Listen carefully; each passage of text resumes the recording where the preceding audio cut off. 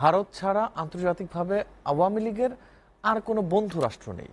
সব দিক থেকে ক্ষমতাসীনরা এখন মহা বিপদে আছে বলে মন্তব্য করেছেন নাগরিক ঐক্যের সভাপতি মাহমুদুর রহমান মান্না।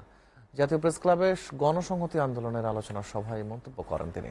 এ সময় দলটির প্রধান সমন্বয়কারী জোনায়েদ সাকি বলেন, সরকারের মদদে মাফিয়া দুর্বৃত্ত সিন্ডিকেট দেশের অর্থনীতি ধ্বংসে উন্মত্ত খেলায় মেতে উঠেছে।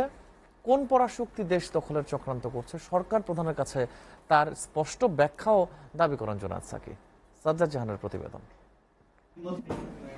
গণসংহতি আন্দোলনের প্রথম নির্বাহী সমন্বয়কারী আব্দুস সালামের মৃত্যুবার্ষিকী উপলক্ষে জাতীয় প্রেস ক্লাবে আয়োজন করা হয় এই আলোচনা সভার। অনুষ্ঠানে বিপ্লবী ওয়ার্কার্স পার্টির সাধারণ সম্পাদক সাইফুল হক বলেন, ক্ষমতায় টিকে থাকতে সরকার দেশকে ভারতের পেটে ঠেলে দিচ্ছে। এই সরকার যে কোনো ভাবে ক্ষমতায় থাকতে যে 14, 18 এবং 24 সালে নিজেরা যেটাকে দামি আখ্যা দিয়েছে, দামি নির্বাচনের পরে বাস্তবে 18 কোটি মানুষ পুরো দেশকে এখন তারা জুয়ার কোর্টে এখন তারা দিয়ে দিয়েছে এবং তারা নিজেরাই সাক্ষ্য দিচ্ছে যে তারা পাশের দেশ ভারতের সহযোগিতার জন্য তারা এখানে ক্ষমতায় আছে। এই সময় গণসংহতি আন্দোলনের প্রধান সমন্বয়কারী জোনায়েদ সাকি বলেন, সরকারের পায়ের তলায় মাটি নেই। ক্ষমতাসীনদের আর্থিক দুর্বৃত্তায়নে মানুষ আজ বিপর্যস্ত।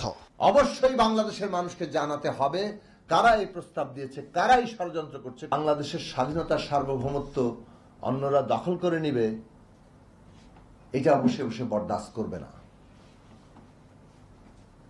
কিন্তু আসলে এটা কি উনি বাস্তব কোন সত্যকার তথ্য দিলেন, নাকি 14 দলীয় মিত্রদেরকে উনি খুব সাম্রাজ্যবাদ বিরোধী সংগ্রাম করছেন সেই বুঝ দেওয়ার কাজটি করলেন?